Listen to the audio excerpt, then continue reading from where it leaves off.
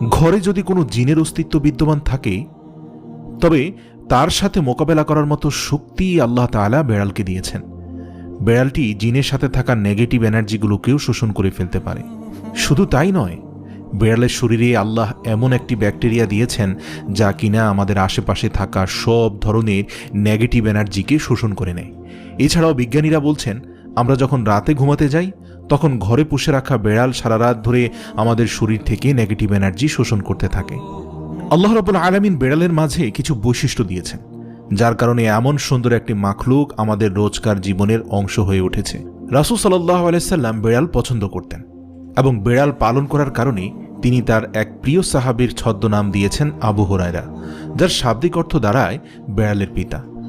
কেন একজন মুসলিমের বেড়াল পালন করা উচিত? গবেষণা করে জানতে পারা যায়, আজ থেকে ৮,০০০ বছর পূর্বে জঙ্গলের বেড়ালরা খাবারের খোঁজে